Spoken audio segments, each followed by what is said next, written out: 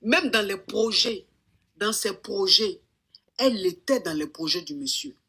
C'est-à-dire que le monsieur maintenant, quand il avait des réalisations, quand il avait des projets, c'est elle qui était au devant de ces projets-là.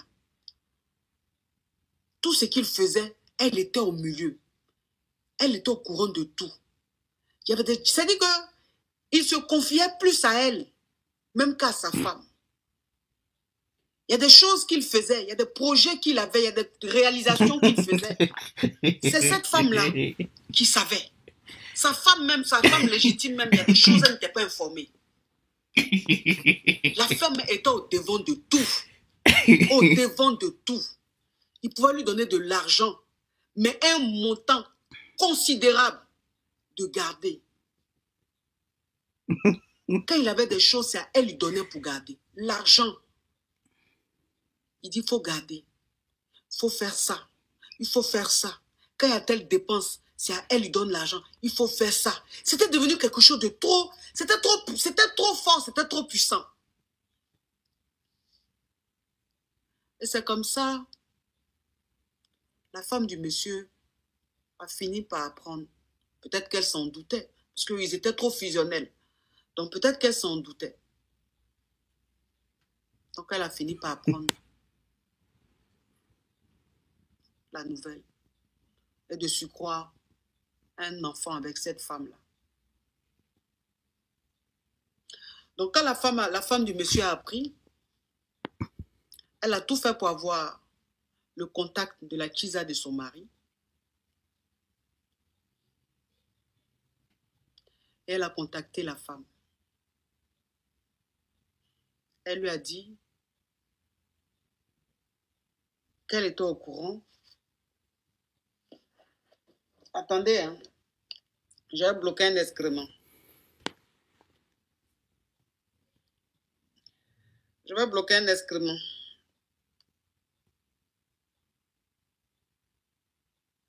Attendez, pardonnez.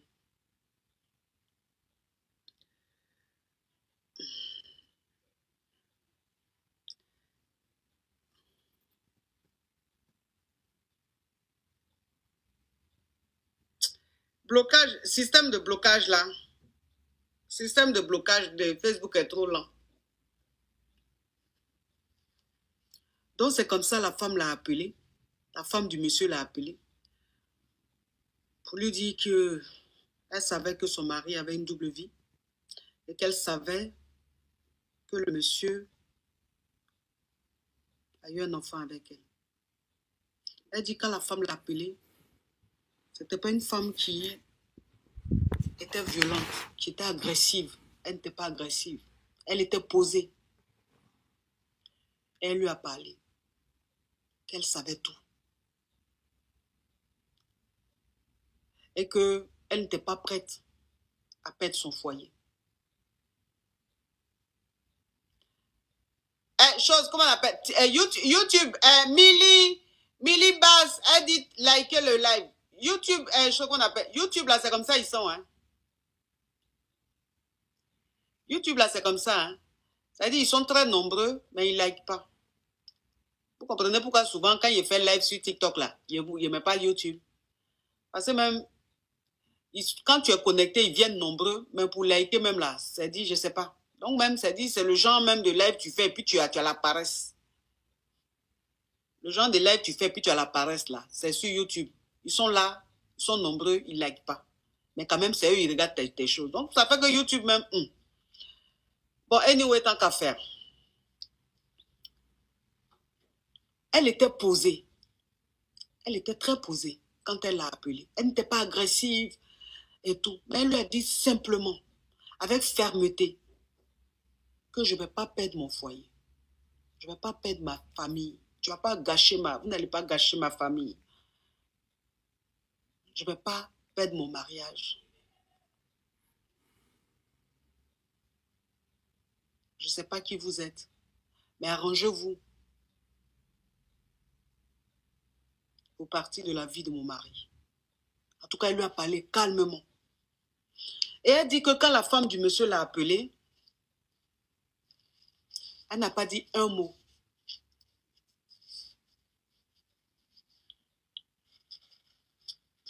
Oui, la femme du monsieur travaille, oui, ça c'est quand même, là je vous parle d'une histoire des personnes que Dieu a bénies, quoi, qui a une très bonne situation. La femme, Macavia, donc, qui m'a expliqué son histoire, a un très bon boulot. Le monsieur, très très bon boulot. Sa femme aussi, un bon boulot. C'est des gens vraiment qui sont assis financièrement, qui ont une bonne situation. Donc, elle dit qu'elle n'a pas dit un mot. Elle dit qu'elle n'a pas dit un mot. Elle n'a même pas branché. Quand la femme du monsieur a fini, elle a raccroché. Donc, elle dit quand la femme du monsieur l'a appelée, elle s'est dit qu'elle ne va pas gâcher la famille des gens, qu'elle ne va pas aller bousiller le mariage de la femme. Voilà comment elle a décidé de quitter l'homme marié. Elle a décidé de quitter l'homme marié, de partir de la relation. Donc, quand l'homme marié est venu la voir, elle lui a dit qu'elle ne souhaitait plus continuer la relation avec lui. Parce que son but, c'est pas de gâcher son foyer, c'est pas de détruire son foyer, que sa femme l'a appelé. Comment sa femme lui a parlé, vraiment, elle souhaiterait que la relation prenne fin. Mais ils ont un enfant, il peut venir voir son enfant, il peut s'occuper de son enfant, son droit de père, en tout cas, il n'y a pas de problème, il peut jouer son droit de père. Mais pour dire que ils vont être ensemble encore, elle préfère que ça s'arrête. Le monsieur, il s'est effondré. Il a commencé à lui demander pardon. Il a commencé à lui dire, tu ne peux pas me faire ça. Tu ne peux pas me faire ça. Je suis accro à toi. Je suis accro à toi. Tu ne peux pas me faire ça. Je te demande pardon. Je vais essayer d'arranger les choses, s'il te plaît. Ne me dis pas que c'est fini. Elle dit non, c'est fini. Donc voilà comment. Elle dit elle a voyagé un peu. Elle a pris quelques jours. Attends, il a bloqué ça. Il a bloqué l'excrément. Les modos même de TikTok là, je ne sais pas. Mais les gens écrivent les messages spam. Je ne sais pas si vous voyez. Et c'est comme ça. Elle était tellement mal de la décision qu'elle avait prise qu'elle a pris quelques jours à son travail. Et puis elle a voyagé un peu. Pour changer un peu d'air. Elle a voyagé un peu avec son enfant. Mais elle dit qu'elle a voyagé. Le monsieur n'arrêtait pas de l'appeler. Il n'arrêtait pas de l'appeler. Il envoyait des messages et tout. Mais elle ne répondait pas. Elle dit que c'était pénible, c'était difficile. Mais elle ne pouvait pas reprendre avec le monsieur. Et c'est comme ça qu'elle est rentrée de son voyage. Dans son gourmet, elle a essayé d'avoir un quotidien normal. Elle allait au travail. Elle allait faire son sport. Elle vivait sa petite life sans le monsieur. En tout cas, elle était décidée. Et le monsieur était mal. Le monsieur était malade. Le monsieur était malade.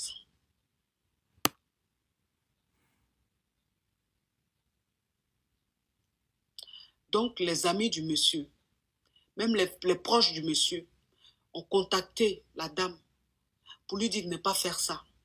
Que le monsieur est dans un état pas bien. Il faut qu'elle réponde.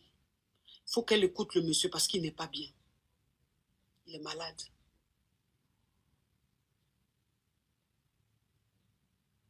Elle a dit qu'elle aussi, elle souffrait. Mais que c'était une décision qu'elle avait prise. Qu'elle ne pouvait pas revenir sur sa décision.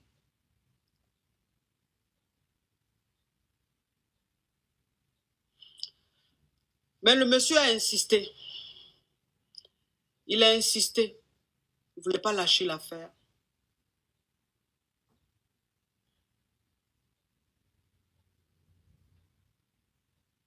Et elle dit qu'elle a décidé de lui parler. Elle lui a dit, écoute,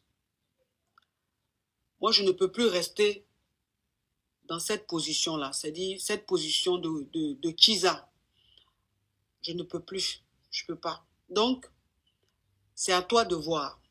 Si tu veux qu'on reprenne, tu divorces. Si tu divorces, je peux reprendre avec toi. Mais si tu restes marié, je ne peux pas reprendre avec toi. Et le monsieur lui a dit qu'il était prêt à tout pour rester avec elle. Parce qu'il l'aimait vraiment. Elle lui a dit, c'est la seule condition. En tout cas, je ne peux plus être dans la position de Kiza. Ça là, je ne veux pas. C'est vrai, j'ai fait quelque chose qui n'est pas bien. Je suis sortie avec toi alors que tu t'es mariée. Mais où c'est arrivé, où ta femme m'a appelé là? Moi, je ne veux plus être Kiza. Donc, soit tu divorces, on reste ensemble, soit tu restes marié et tu m'oublies.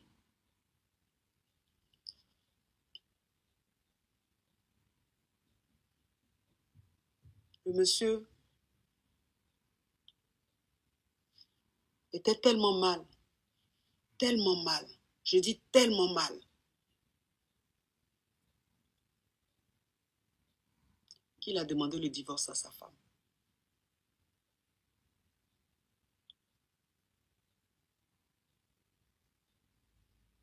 Il a demandé le divorce à sa femme. Il a dit à sa femme qu'il ne divorçait pas parce que elle avait déconné. Il ne divorçait pas parce qu'elle est une mauvaise épouse. Il ne divorçait pas parce qu'elle est une mauvaise mère. Il divorce parce qu'il aime une autre femme. Et que cette femme-là, il l'aime vraiment. Donc, il ne veut pas la perdre. Et comme c'est la seule condition, il demande le divorce.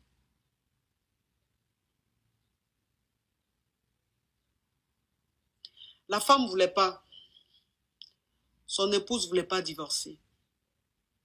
Elle ne voulait pas divorcer. Elle dit, tu vas faire ce que tu veux. Tu peux aller rester avec cette femme. Mais je ne divorcerai jamais. Je ne divorcerai jamais. Ils se sont quand même séparés. Ils se sont quand même séparés. Il a quitté la maison. Il allait vivre avec sa Kiza. Enfin, est-ce qu'on peut appeler ça encore Kiza? Il allait vivre avec la dame qui était sa Kiza. Et il faisait tout pour que sa femme lui divorce. Mais il s'occupait toujours de ses enfants qu'il a eu avec son épouse. Il s'occupait toujours, il jouait bien son rôle de père, il payait tout ce qu'il fallait payer, tout, tout, tout. Et il était avec sa Kiza. Et c'est comme ça, finalement, la dame, l'épouse a accepté de divorcer. L'épouse a accepté de divorcer parce que il était avec l'autre. Ils vivaient leur vie tranquille. Elle est restée mariée. Peut-être elle trouvait qu'elle aussi, elle perdait son temps. Que peut-être qu'il fallait qu'elle divorce. Pour elle aussi, bon, passer à autre chose que de rester mariée alors que ton mari est en train de vivre sa vie de louga avec une autre femme là-bas. Donc elle a accepté. Elle a accepté de divorcer. Ils ont divorcé.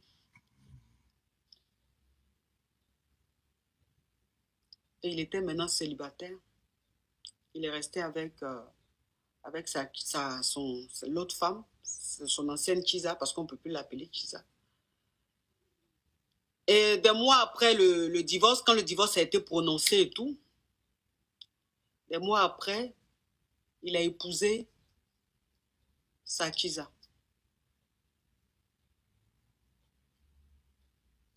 Il a épousé sa Kiza.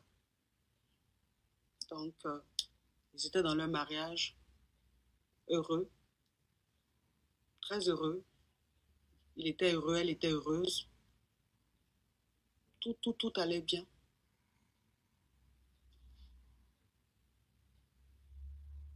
Et la femme du monsieur qui a divorcé avec le monsieur, elle n'a pas accepté le divorce. C'est-à-dire, son corps n'acceptait pas. Son cerveau, son corps rejetait le divorce. Bien vrai qu'elle était divorcée avec le monsieur, mais elle était dans le déni. En fait, elle n'acceptait pas ce divorce-là. Elle ne croyait pas que c'est sa famille qui était déchirée comme ça, qu'elle n'était plus mariée avec cet homme-là. Son corps n'acceptait pas. Donc, je ne sais pas si c'est le stress, la tristesse ou quoi. La dame ne se sentait pas bien. En tout cas, elle avait des petits soucis de santé, des petits soucis de santé à chaque fois.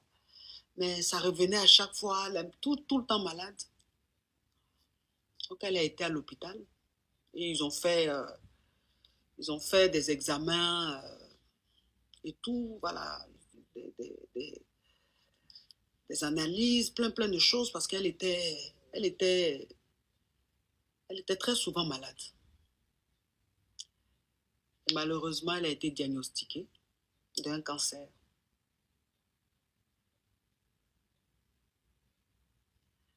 Et quand elle a appris qu'elle avait le cancer, elle s'est dit, mon Dieu, qu'est-ce que c'est? Pourquoi moi? Pourquoi moi? Mais elle avait des enfants jeunes. Ils n'étaient pas encore majeurs, ils étaient jeunes. Donc elle a été rongée par le chagrin. Elle n'a pas accepté, elle a tellement eu mal, le chagrin, elle a tellement de trucs qu'elle a eu le cancer. Et donc, quand elle a eu le cancer, elle était obligée d'informer son ex-mari, qui est le père de ses enfants. Donc, elle était dans sa maladie, en pleine dialyse, elle faisait ses dialyses, voilà. Et malheureusement, ça n'allait pas, ça allait de mal en pire. Sa santé se dégradait de plus en plus. Voilà, chimio, pardon. C'est le mot que je cherchais. Elle était en pleine chimio et tout. Malheureusement, sa santé se dégradait. Ça se dégradait. Ça n'allait pas. Et elle a déjà. Mais avant de déjà, elle a demandé à son mari, elle a demandé à voir la femme, la nouvelle femme de son mari. Elle a demandé à la voir. Elle voulait lui parler. Quand elle a vu, vous savez, il y a des maladies arrivées à un certain moment, on te dit que qu'il te reste plus, il te reste plus assez de temps. On dit ça, on te dit qu'il te reste plus assez de temps, il te reste peut-être 6 mois, ou il te reste 1 an, ou il te reste 1 mois, ou il te reste 3 mois. Il y a des maladies comme ça, les docteurs préfèrent te dire, comme ça, ce que tu as à faire, tu fais en même temps, parce qu'on ne peut plus rien faire. Donc, elle a demandé à son ex-mari, elle a demandé à voir la nouvelle femme de son mari.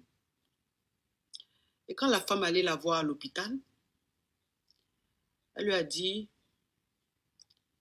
je t'en voulais, je vous en voulais, mais je t'en voulais. Bon, on tutoie pour, que je t'en voulais pour ce que tu as fait à ma famille. Je t'en voulais pour ce que tu as fait à mes enfants. Mais malheureusement, je suis malade et il ne me reste plus assez de temps. Mais j'ai des enfants et mes enfants seront avec leur père. Naturellement, si elle n'est plus là, les enfants vont rester avec leur père. Mes enfants seront avec leur père. Je te les confie. Je te les confie. Donc, elle dit, elle est restée avec la dame. Elle a écouté la dame. Tout. La dame lui a confié ses enfants. Prends soin.